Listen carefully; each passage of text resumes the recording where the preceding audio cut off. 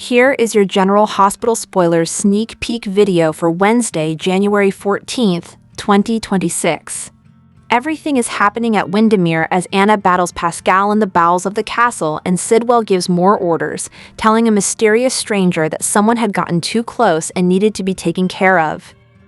Upstairs, Ava is in for quite a surprise when she spots Valentin right in the living room poking around. Ava is delighted to have found a fugitive. Knowing a secret gives her leverage for a rainy day. Does Valentin try to play on that to get Ava to let him run right back to Carly's attic? As for Carly, she has to sweet-talk her way out of a sticky situation with Jack. Clad in a robe, will she claim she was there for a romantic rendezvous? Carly does eventually make it back to her attic. When she declares that this mission was a disaster, is she still searching for Valentin? Despite Brad's protests and requests that Jason stay away from Britt, Jason decides to ask Britt out on an official date, something they have never had before. Even back in 2021, he broke things off right before a date. Britt looks thrilled at the idea. Perhaps she can now have a normal life if she could just get rid of pesky Marco, Sidwell, and Pascal. Too bad that will be easier said than done. Now that the jury is deliberating, Michael's family worries that he will be the next one on trial. Alexis pointed her fingers right at him, right to the end, despite regretting every moment. Sonny is furious that Alexis has now gotten his son into this mess. Sonny demands that Alexis find another scapegoat for this crime, as everyone is pretty much convinced that Willow will be acquitted. Can Alexis apply what she knows to a defense for Michael if the situation arises? Surely, Diane would be his defense attorney and she knows the truth. When the truth eventually comes out that General Hospital's Willow is indeed the person who shot Drew, a few people might end up with egg on their faces. Two have been absolutely positive that there was no way sweet Willow could ever intentionally harm someone, while one wasn't so sure but did a bad thing anyway. Drew Kane is so hated throughout Port Charles and the GH fandom that his nickname to many is Ew, Drew. The character makes our skin crawl, but we'll all have the last laugh when he finally learns that his precious Willow hates him so much that she wanted him dead and took some pretty serious steps to make that happen. How will Drew feel when he realizes he was stupid enough to marry the person who tried to kill him? Will he feel as dumb as he did when he learned that Sidwell had played him for a fool and he was now under the criminal mastermind's thumb?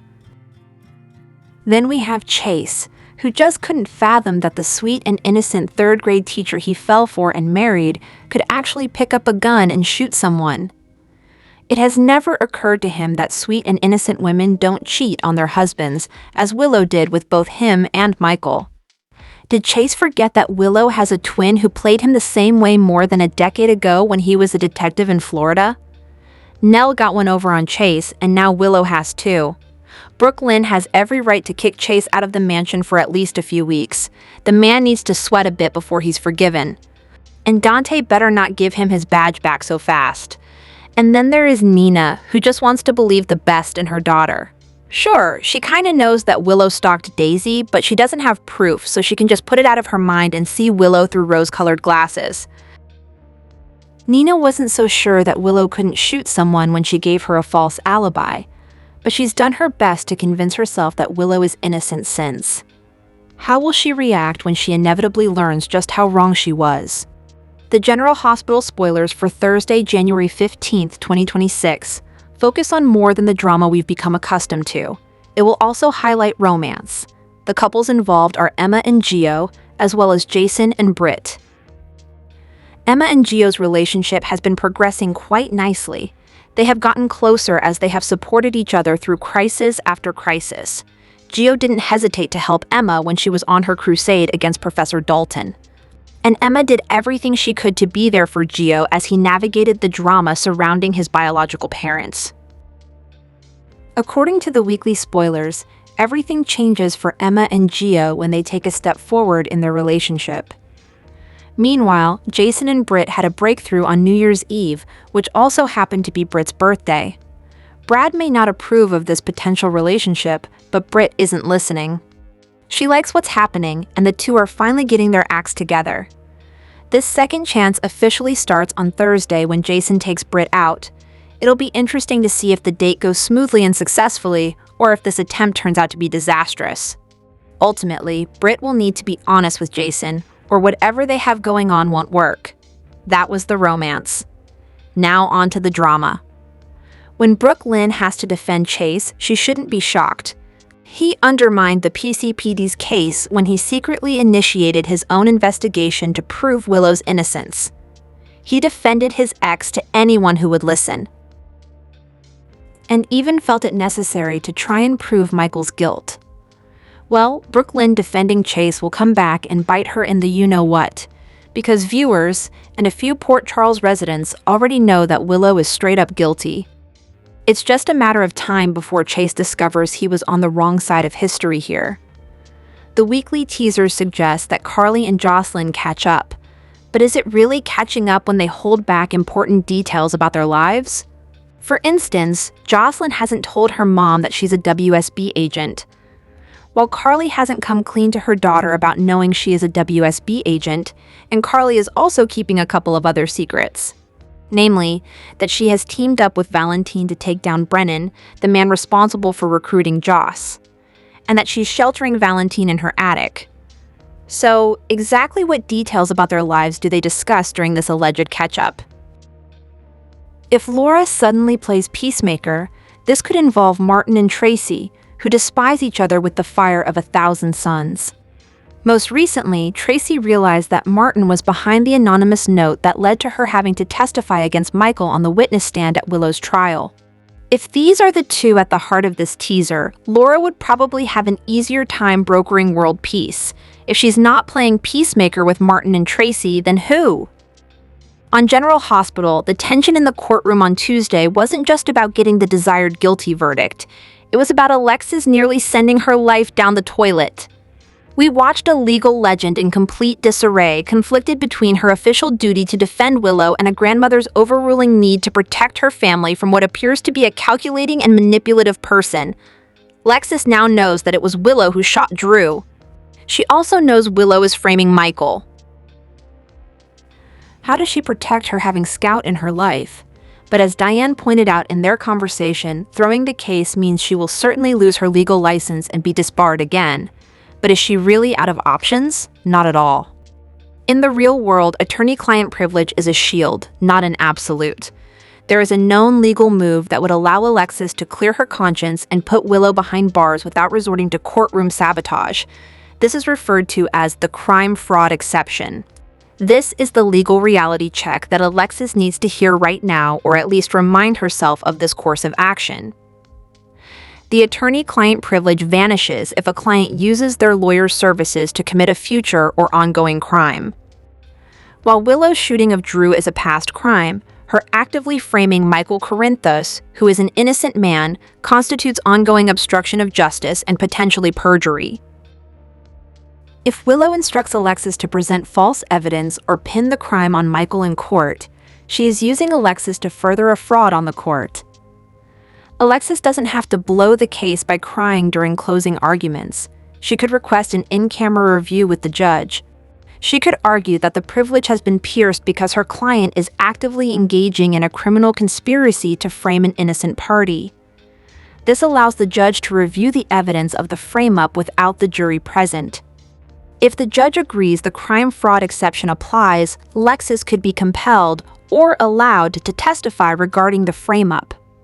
Furthermore, legal ethics strictly prohibit a lawyer from presenting a defense they know is false. Alexis cannot ethically stand before a jury and argue Michael did it when she possesses actual knowledge of his innocence. By refusing to advance the fraudulent theory that Michael is the shooter, Alexis legally cripples Willow's defense strategy without technically being incompetent. Alexis holds the cards. She doesn't need to sob in the hallway. She needs to file a motion.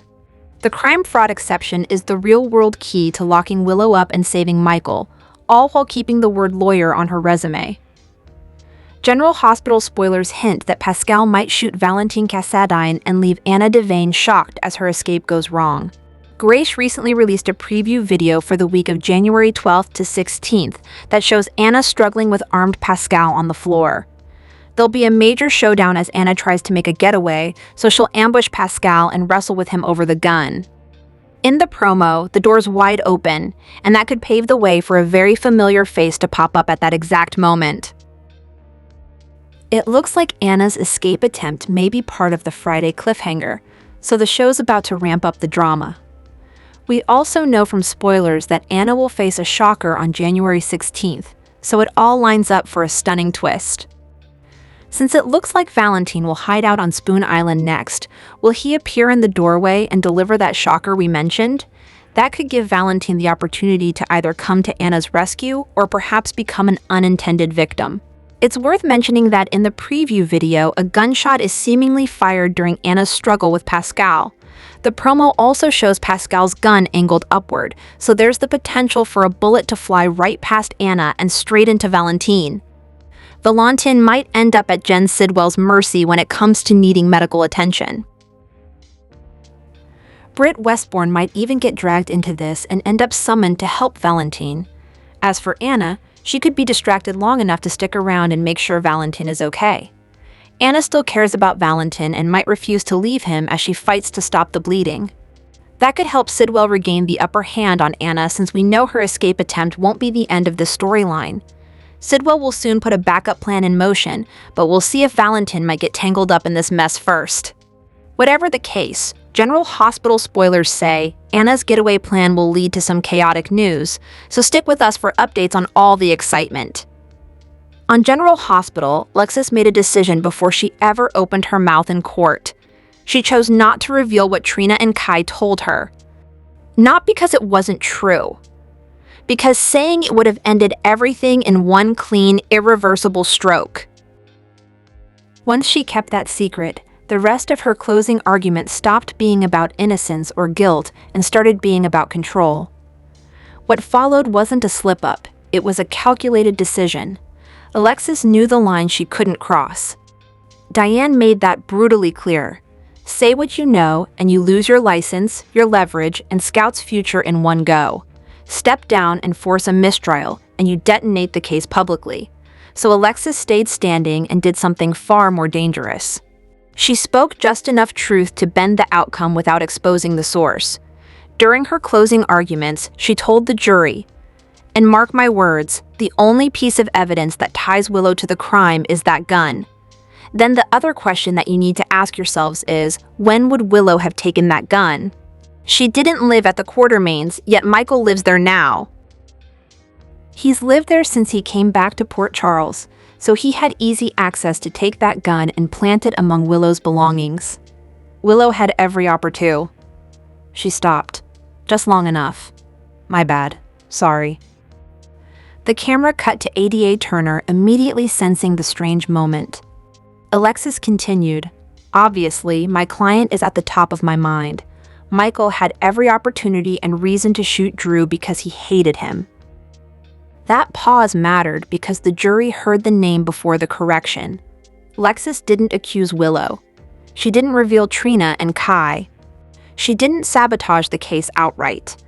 What she did was introduce uncertainty where the jury needed clarity. One name. One correction. Enough to rattle confidence without creating a smoking gun that could be traced back to her. Jurors don't deliberate like lawyers.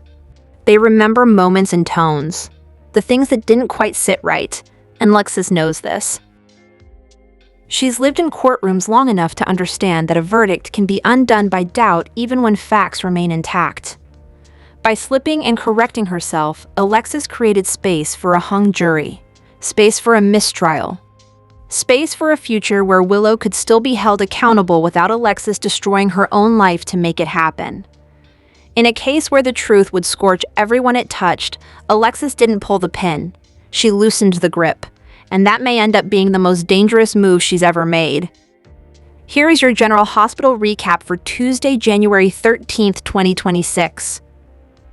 Britt walked into an exam room to find that Marco was her patient, but of course, he wasn't sick.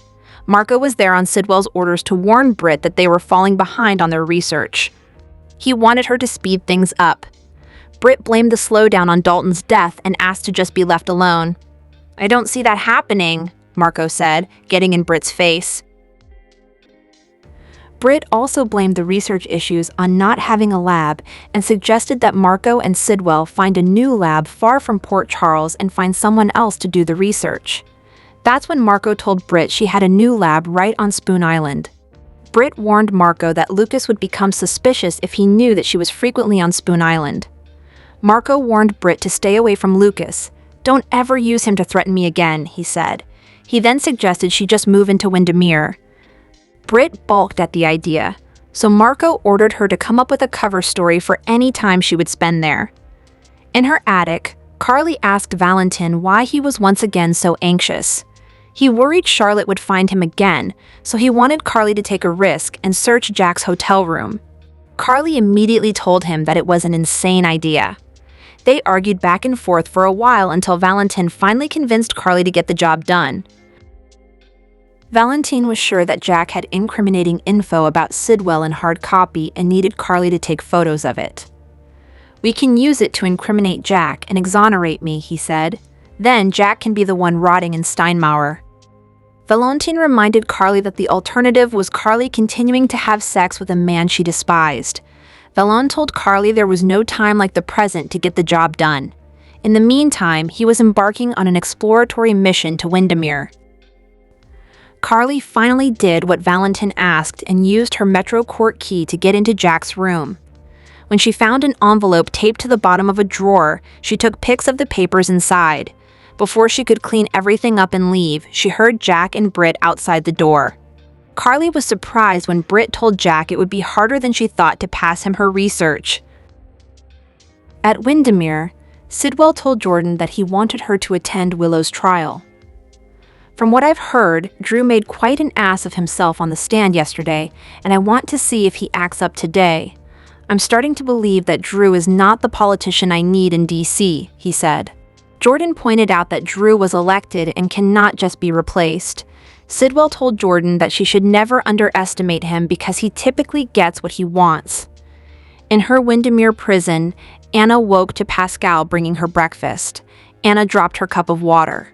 Pascal remarked that she was not usually so clumsy. Anna looked at her wrist and told Pascal that something was wrong.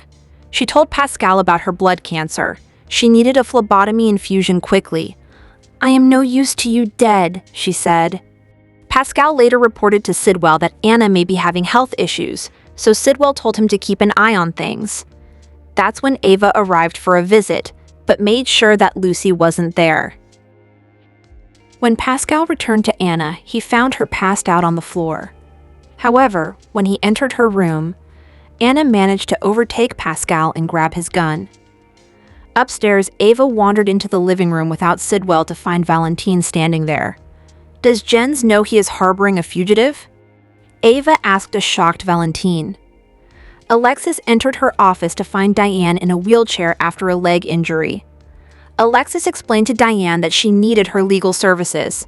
"I can't defend my client anymore. She did it. Willow shot Drew. I can't help Willow get away with attempted murder," Alexis declared. Alexis explained what she had learned from Trina and Kai, as well as when she called a number that had called Willow. Wiley answered. Diane had to remind Alexis that she was still obligated to defend Willow whether she was guilty or innocent. "My gut tells me the jury is going to acquit her unless I use my closing to tell them what really happened," Alexis said. Diane reminded her she could be disbarred, plus the judge would declare a mistrial. Alexis also explained exactly why she wanted Willow behind bars. "If she's acquitted, my granddaughter will be raised by a would-be murderer who married her victim to cover it up. What else is she capable of?" Alexis asked before crying. "My daughter isn't here to protect her, so I have to." Diane still wasn't sold and told Alexis that she knew what she had to do, reminding her how hard she worked to get her law license back. If she threw Willow's case, she risked losing her law license for good. In the courtroom halls, Dante ran into Jack and asked if the WSB had tampered with PCPD evidence. Jack stonewalled, but then suggested that Drew might have used his political power to make the evidence go away. Across the hall, Nina listened in. Dante soon reported to Justine that Jack denied tampering with evidence, but he didn't completely believe him. They also felt Chase might have been the one to do it. Michael and Jacinda arrived at the courthouse, with Jacinda worrying her presence might cause more bad press for Michael. He assured her that he didn't care. He wanted her there with him. Curtis was surprised to walk into the courtroom and find Trina already sitting there. Curtis explained he was worried that Willow's possible acquittal could mean bad news for Michael and Aurora.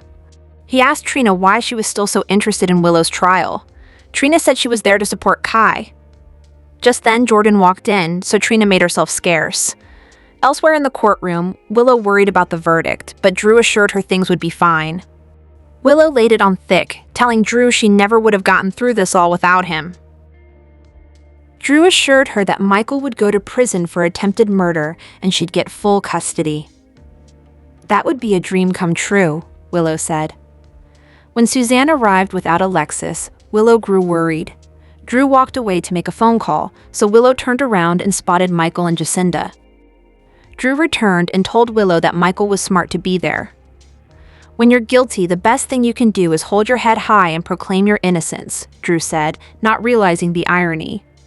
Eventually, Alexis arrived and began her closing arguments. Willow had every opportunity. A nervous Alexis began. However, she quickly corrected herself and said Michael rather than Willow, leaving Justin quite perplexed.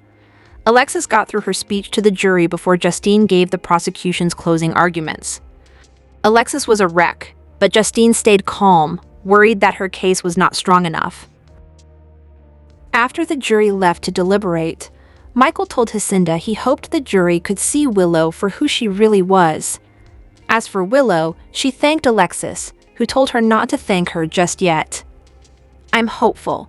You gave me the best defense possible. And if I go free, it'll all be because of you, Willow said, sweet act intact. General Hospital has seen Michael and Willow channel their dark side in recent months, and it's a game changer. These two characters have gone from Dullsville to highly entertaining. For years, Willow and Michael were so sappy and annoying. Even when she cheated on Chase, it didn't make them any more entertaining as a couple.